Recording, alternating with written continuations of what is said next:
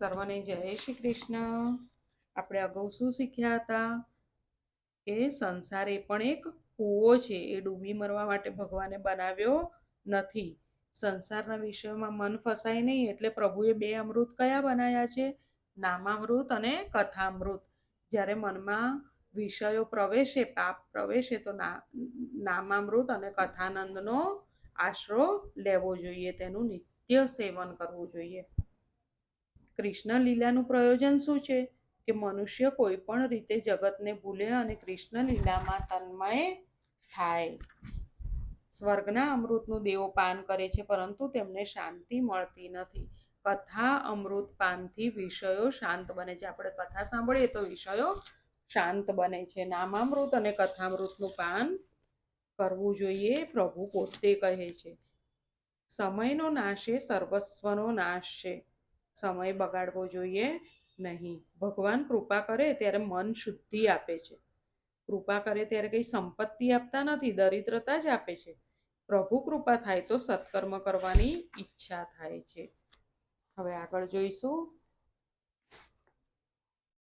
સચ્ચિદાનંદ રૂપાય વિશ્વોત્પત્યાદિહેતવે તાપત્રય વિનાશાય શ્રી કૃષ્ણાય વયમ નમઃ. જે જગતની ઉત્પત્તિ, સ્થિતિ અને વિનાશનો હેતુ છે તથા જે ત્રણેય પ્રકારના તાપોના નાશ કરવા વાળા છે, એવા સચ્ચિદાનંદ સ્વરૂપ ભગવાન શ્રી કૃષ્ણને અમે વંદન કરીએ છીએ. આપણે અગાઉ જોયું કે ઇન્દ્રિયોને ચેડ છૂટે છે તે સમયે મનુષ્ય શાંતિ રાખે, સાવધ રહે તો તે સુખી થાય છે. અને બીજું શું જોયું હતું? કથામૃત અને નામામૃતનું સેવન રોજ કરવું જોઈએ. પ્રહલાદજી કહે છે કે હે નાથ, હું સર્વથી કંટાળી ગયો છું. પ્રભુ કહે તો ચાલ તને મારા ધામમાં લઈ જાઉં. પ્રહલાદજી કહે કે હું એકલો તમારા ધામમાં આવવા માંગતો નથી. પોતાના બાલ મિત્રો સન્મુખ આંગળી ચીંધીને પ્રહલાદ કહે છે કે નાથ, હું સ્વાર્થી નથી. આ બધાને છોડીને મારે એકલાને મુક્તિ જોતી નથી. પ્રહલાદજી એકલા જવા ના પાડે છે. પેલા સર્વ અસુર બાળકોને યાદ કરે છે. મારા મિત્રોની સાથે હું આવું, એકલો નહીં. પોતાના એકલાનું જ કલ્યાણ કરવા માટે જંગલમાં બેસીને સાધન કરે તે સ્વાર્થી છે. એકલા એકાંતમાં ભજન કરનાર, તપશ્ચર્યા કરનાર પોતાની જાતનો જ ઉદ્ધાર કરે છે. પોતાની જાતનો જ ઉદ્ધાર કરનારા લોકો એટલે તેઓ સ્વાર્થી છે. સંઘમાં આવેલા દરેકને તારે તે કોણ કહેવાય? વૈષ્ણવ. આપણા સંઘમાં વૈષ્ણવના સંઘમાં આવે તો વૈષ્ણવ સર્વને તારે છે, એને જ વૈષ્ણવ કહેવાય. જે દેશમાં જન્મ થયો તેમને સન્માર્ગે ન વાળે, જગતના કોઈ જીવને સન્માર્ગે ન વાળે અને એકાંતમાં બેસીને ધ્યાન કરે તે ભલે જ્ઞાની હોય, મહાન હોય, પણ તે સ્વાર્થી છે એમ હું માનું છું. તમને જે આપ્યું હોય તે તમે બીજાને આપો. નાથ, હું એકલપટ્ટો નથી. મારા મિત્રોને લઈ તમારા ધામમાં આવીશ. પ્રહલાદજીએ શું કીધું? હું મારા મિત્રો લઈને પછી તમારા ધામમાં આવીશ, એકલો નહીં આવું. નાથ, હું આપની સ્તુતિ શું કરું? વેદો પણ તમારી સ્તુતિ કરી શકતા નથી. અનન્ય ભક્તિના 6 સાધનો છે. પહેલું પ્રાર્થના, બીજું ભગવાનની સેવા પૂજા, ત્રીજું સ્તુતિ, ચોથું વંદન કરવા એટલે કરેલા પાપને યાદ કરીને વંદન કરવાના, પાંચમું સ્મરણ, પ્રભુનું સ્મરણ, વ્યવહારના કાર્યો કરતી વખતે પ્રભુનું સ્મરણ રાખવું જોઈએ. છઠ્ઠું છે કથા શ્રવણ, એ પછી કથા શ્રવણ કરજો. આ 6 સાધનોથી પરમહંસ ગતિ મળે છે. કાંઈક સાધન કરો, સાધન કર્યા વગર અનુભવ થશે નહીં. તો કયા 6 સાધનો બતાવ્યા છે? પ્રાર્થના, પ્રભુની સેવા, ત્રીજું સ્તુતિ પ્રભુની, ચોથું વંદન કરવા. વંદન એટલે આમ જ પગે નહીં લાગી લેવાનું, આપણે કરેલા પાપને યાદ કરીને વંદન કરવા. પછી પાંચમું સ્મરણ, પ્રભુનું સ્મરણ કરવું. વ્યવહારના કાર્યો કરતી વખતે પણ પ્રભુનું સ્મરણ રાખવું. છઠ્ઠું છે કથા શ્રવણ. કથા શ્રવણ પણ કરવું જોઈએ. આ 6 સાધનોથી પરમહંસ ગતિ મળે છે. અને સાધન કરીએ તો જ એનો અનુભવ થશે, નહીંતર થશે નહીં. નાથ, આ 6 સાધનો જે કરે તેને તમારા ચરણમાં ભક્તિ મળે. સ્તુતિના છેલ્લા શ્લોકમાં પ્રહલાદે 6 સાધનો બતાવ્યા છે. આ 6 સાધનો કરે તેને પરમાત્માના ચરણમાં અનન્ય ભક્તિ પ્રાપ્ત થાય છે. પહેલું, ઉઠતા વેંત ઈશ્વરનું સ્મરણ કરો. સવારે જેવું ઉઠીએ એવું તરત પ્રભુને યાદ કરવાના, પ્રાર્થના કરવાની. કર દર્શન, કર એટલે હાથ, કર દર્શન કરો તે પછી ધરતી માતાને વંદન કરો. કર દર્શન કરવા એટલે સવારમાં હાથ જોવા કે આ હાથથી હું એવા પવિત્ર કર્મો કરીશ કે ભગવાનને મારા ઘરે આવવાની ઈચ્છા થાય. હાથ એ ક્રિયાશક્તિનું પ્રતીક છે. હાથ વડે હું સત્કાર્ય કરીશ. કલ્યાણરૂપ બનીને એ કલ્યાણકારી પૂજા કર. સવારમાં ઉઠીને આ શ્લોક બોલો. સવારમાં ઉઠીને આપણે કર દર્શન કરીએ, હાથના દર્શન, ત્યારે શું બોલવું? કરાગ્રે વસતે લક્ષ્મી, કરમૂલે સરસ્વતી, કરમધ્યે તુ ગોવિંદમ, પ્રભાતે કર દર્શનમ. હવે તો પ્રભાતે કર દર્શનમની જગ્યાએ શું થઈ ગયું છે? કપ દર્શનમ થવા લાગ્યા છે. ઉઠતા વેત પહેલા ચાનો કપ જોઈએ છે, પણ સૌથી પહેલા આપણે ઉઠીને પ્રભુને યાદ કરવા અને કર દર્શન કરવા. પ્રાતઃકાળમાં પરમાત્માને વંદન કરો. પથારીમાંથી એકદમ ઉઠશો નહીં. અને પ્રાર્થના શું કરવાની પ્રભુને સવારે ઉઠીને? કે આજથી હું તમારો થયો ને તમે મારા થયા. મારા હૃદયમાં તમે બિરાજો અને આ શરીર રથને તમે ચલાવો. પ્રાતઃકાળમાં અતિ દિન થઈને પ્રાર્થના કરો કે હે કૃષ્ણ, અર્જુનના રથ ઉપર આપ બેઠા હતા તેમ તમે મારા શરીર રથ ઉપર તમે બિરાજો. મારા શરીર રથોના આપ સ્વામી બનો. ઇન્દ્રિયોને અવળે માર્ગે જતા અટકાવજો. આપણા હાથમાં નથી ને ઇન્દ્રિયોને અવળે માર્ગે જતા અટકાવી શકીએ, તો આપણે પ્રભુને વિનંતી કરવાની. મારા ઇન્દ્રિયો રૂપી ઘોડાઓને સાચવજો, મારું રક્ષણ કરજો. શ્રી કૃષ્ણ તમારા શરીર રથના સારથી થાય તો રથ મુકામે પહોંચે, અને જો મન સારથી થાય તો રથને ખાડામાં નાખે. ભગવાન જીવને તો કહે છે, તું તારો રથ મને સોંપી દઈશ તો તારા ઇન્દ્રિય રૂપી ઘોડાઓને હું કાબુમાં રાખીશ, સાચવીશ અને તને દિવ્ય માર્ગે લઈ જઈશ. એવું પ્રભુ તો કહે જ છે. અર્જુને જેમ પોતાના રથની લગામ ભગવાનને સોંપી દીધી હતી, તેમ તમે પણ તમારા રથની લગામ ભગવાનને સોંપી દેશો તો તમારો રથ જરૂર સહી સલામત રીતે પાર લઈ જશે. આ પહેલું થયું કે સવારે ઉઠીને ભગવાનને કઈ પ્રાર્થના કરવાની. બરાબર. હવે બીજું છે કે સ્નાન કર્યા પછી પ્રભુની એકાંતમાં ઉપાસના કરો, સેવા કરો. સેવા પૂજામાં ખામી હોય તો સ્તુતિ કરો. ત્રીજું સાધન છે સ્તુતિ. નાથ, અજામિલ જેવા પાપીનો ઉદ્ધાર કર્યો તો શું તમે મારી સામે નહીં જુઓ? મારી સામે પણ જુઓ પ્રભુ. ચોથું છે કીર્તન. સ્તુતિ પછી એકાંતમાં બેસી પ્રભુના નામનું કીર્તન કરવું. તમારો વ્યવસાય કરતા પ્રભુનું સ્મરણ કાયમ રાખો. પાંચમું છે પ્રભુના લાડીલા સંતોનો સંગ કરો, તો તેમને મુખેથી કથા શ્રવણ કરો. પ્રભુના જે ભક્તો હોય એનો સંગ કરવાનો, એમના મુખેથી કથા શ્રવણ કરવાનું. બને તો રોજ કથા સાંભળવાની. કથા સાંભળવાનું ન બને તો રામાયણ ભાગવતની કથા વાંચવાની, પ્રેમપૂર્વક તેનો પાઠ કરવાનો. છઠ્ઠું છે સમસ્ત કર્મોનું સમર્પણ. રાત્રે સૂતા પહેલા, હવે સૂતા પહેલા આપણે શું કરવાનું? કરેલા કર્મનો વિચાર કરો. મારા હાથે પ્રભુને ગમે તેવું કાર્ય થયું છે કે તેવું કાર્ય ન થયું હોય એવો અંદરથી અવાજ આવે તો સમજવાનું કે હું જીવ્યો નથી પણ મર્યો, અને જો કંઈ પાપ થયું હોય તો તેનું પ્રાયશ્ચિત કરો અને કરેલા કર્મનું ફળ પ્રભુને અર્પણ કરો. આ 6 સાધન વિધિપૂર્વક કરે તો જીવન સુધરે છે, તેને અનન્ય ભક્તિ મળે છે. જેના નયન સ્નેહાળ અને હૃદય વિશાળ એ ભગવાનને વહાલા લાગે છે. પ્રભુને કોણ વહાલા લાગે છે? જેના નયન એટલે આંખો સ્નેહાળ અને હૃદય વિશાળ હોય તે પ્રભુને વહાલા લાગે છે. જીવની આદત એવી છે કે કોઈએ ઉપકાર કર્યો હોય તો ભૂલી જશે અને કોઈએ અપકાર કર્યો હોય તો યાદ રાખશે. જીવ ધારે તે થતું નથી, ઈશ્વર જે ધારે તે થાય છે. ઈશ્વર પાસે કાંઈ માંગવું જોઈએ નહીં. માંગશો તો એ વેપાર જેવું ગણાશે. ઋષિએ સ્વામી પ્રહલાદને વરદાન માંગવા કહે છે, બેટા પ્રહલાદ, તું વરદાન માંગ. પ્રહલાદ નિષ્કામ ભક્ત છે. તે કાંઈ ભોગો વગેરે માંગતા નથી. એ કહે છે કે હે પ્રભુ, જે તમારી સેવા કરે તેને બદલામાં ભોગ માંગે તો તેને શું કહેવાય? વાણીઓ કહેવાય. ભગવાનની ભક્તિ ભગવાન માટે કરો, ભોગ માટે નહીં.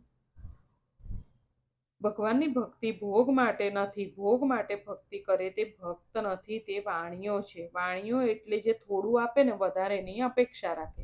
તમારા માટે ઠાકોરજીને કાંઈ શ્રમ આપો નહીં. નૃસિંહ સ્વામી કહે છે કે પ્રહલાદ, તારી કાંઈ ઈચ્છા નથી, પણ મને રાજી કરવા માટે તું કંઈ માંગ. પ્રભુ શું કહે છે? ભલે તારે નથી જોવતું, પણ મને ખુશી થાય એના માટે તું કંઈ માંગ. તો પ્રહલાદે શું માંગ્યું? કે નાથ, એવી કૃપા કરો કે સંસારનું કોઈ પણ સુખ ભોગવવાનો વિચાર પણ મારા મનમાં ન આવે. પ્રહલાદે શું માંગ્યું? એવું આપણે પણ દિલથી માંગીએ કે હે નાથ, એવી કૃપા કરો, હે પ્રભુ, એવી કૃપા કરો કે સંસારનું કોઈ પણ સુખ ભોગવવાનો મારા મનમાં વિચાર પણ ન આવે. કોઈ પણ પ્રકારના ઇન્દ્રિયોના સુખ ભોગવવાની ઈચ્છા જ ન થાય, એવું વરદાન પ્રભુ આપો. મારા હૃદયમાં કોઈ દિવસ કોઈ કામનાનું બીજ અંકુરિત ન થાય. મારા હૃદયમાં કોઈ પણ કામનાના અંકુર જ ન રહે, તેવું મને વરદાન આપો. પ્રહલાદે ભગવાન પાસે જે માંગ્યું તે રોજ તમે પણ ભગવાન પાસે માંગજો. કામસ્ય બોલ્યા નથી, કામ નામ બોલ્યા છે. ઇન્દ્રિયના કોઈ સુખ ભોગવવાની મનમાં ઈચ્છા જ ન થાય, એવું સાદું જીવન ગાળો કે મનમાં કોઈ સુખ ભોગવવાની વાસના જ ન જાગે. વાસના બુરી છે. વાસના પ્રમાણે વિષય સુખ ન ભોગવે તો મન વ્યગ્ર થાય છે. વાસના પ્રમાણે વિષય સુખ ભોગવે તો મન વધારે વિષય સુખ ભોગવવાની ઈચ્છા કરે છે. આપણે વિષય સુખ ભોગવીએ તો આપણને યાદ આવે, અને યાદ આવે એટલે આપણને પાછું એ મન થાય. એટલે પ્રભુ પાસે માંગવાનું કે મને ઈચ્છા જ ન થાય ઇન્દ્રિયોના સુખ ભોગવવાની. સંસાર સુખ ભોગવવાની ઈચ્છા એ મહા દુઃખ છે. જેને કોઈ સુખ ભોગવવાની ઈચ્છા નથી એ જ સંસારમાં સુખી છે. સંસાર સુખ ભોગવવાની ઈચ્છા થાય એ દુઃખ છે. એ દુઃખમાંથી હું બચું તેટલું પણ ઘણું છે. એમ સમજીએ એ મોટામાં મોટું સુખ છે. સુખ ભોગવવાનો સંકલ્પ થયો કે મનુષ્યમાં રહેલી બુદ્ધિ શક્તિ ક્ષીણ થાય છે. મન ઉપર સર્વદા ભક્તિનો અંકુશ રાખો.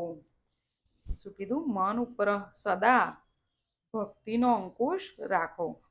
પ્રહલાદે કેવું વિચિત્ર વરદાન માંગ્યું. વાસના જાગે એટલે તેજનો નાશ થાય છે. કૃપા કરો કે મારામાં વાસના જ ન જાગે. ગીતાજીમાં કહ્યું છે કે સર્વ કામ્ય કર્મોનો ત્યાગ, સર્વ ઈચ્છાઓનો ત્યાગ એ જ મહાત્માઓ સંન્યાસ કહે છે. સર્વ ઈચ્છાઓનો જે ત્યાગ હોય એને જ મહાત્માઓ શું કહે છે? સંન્યાસ. જીવ નિષ્કામ બને છે ત્યારે જીવનો જીવભાવ નષ્ટ થાય છે, અને તે પછી ભગવાન સાથે તે એક થાય છે. જીવ ઈશ્વર બને છે. મુક્તિમાં પુણ્ય પણ બાધક થાય છે. આપણી મુક્તિ થાય એમાં, મુક્તિ હોય એમાં પુણ્ય પણ બાધક થાય છે. વિવેકથી પાપ પુણ્યનો ક્ષય કર. મારા સ્વરૂપનું સતત ધ્યાન કર. પાપ એ લોઢાની બેડી છે અને પુણ્ય એ સોનાની બેડી છે. આ બંનેનો વિનાશ કરીને તું મારા ધામમાં આવવાનો છે. આ સ્તુતિનો જે રોજ પાઠ કરશે મને અને તને યાદ કરશે, તે કર્મ બંધનમાંથી છૂટી જશે.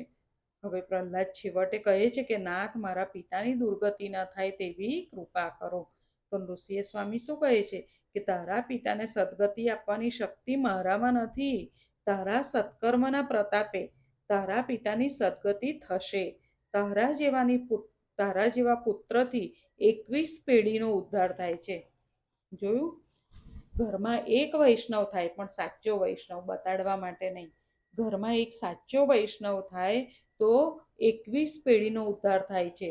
7 માતૃપક્ષની એટલે માતાના પક્ષની 7 પેઢી, 7 પિતૃપક્ષની પેઢી, અને 7 સ્વસુર પક્ષની પેઢી એટલે સાસરાના પક્ષની પેઢી. પ્રહલાદ આજ સુધી કોઈ દૈત્યને, રાવણ, શિશુપાળ વગેરેને મેં ખોળામાં લીધા નથી. પ્રભુએ શું કીધું? મેં કોઈ દૈત્યને ખોળામાં લીધા નથી. તારા જેવા ભક્તના કારણે તારા પિતાને મેં ગોદમાં લીધો છે. મારા ભક્ત પ્રહલાદનો પિતા છે.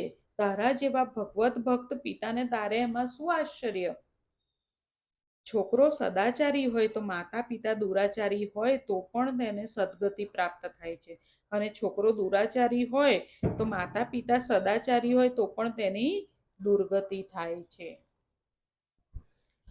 આજે અહીંયા સુધી રાખીએ. આજે આપણે શું શીખ્યા એ આપણે જોઈ લઈશું. આજે આપણે શીખ્યા કે સંઘમાં આવેલા દરેકને તારે તે વૈષ્ણવ છે. અનન્ય ભક્તિના 6 સાધનો છે. કયા? પ્રાર્થના, ભગવાનની સેવા પૂજા, ત્રીજું છે સ્તુતિ, ચોથું વંદન કરવા, પાંચમું સ્મરણ, પ્રભુનું સ્મરણ કરવું, છઠ્ઠું કથા શ્રવણ કરવું. આ 6 સાધનો કરો તો સાધન કર્યા વગર અનુભવ થશે નહીં. આ 6 સાધનથી પરમહંસ ગતિ મળે છે. પછી શું કીધું કે સવારે ઉઠીને શું કરવાનું? ઈશ્વરનું સ્મરણ કરવાનું, કર દર્શન કરવાના, પ્રભુને પ્રાર્થના કરવાની. એકદમ પથારીમાંથી ઊભા નહીં થઈ જવાનું.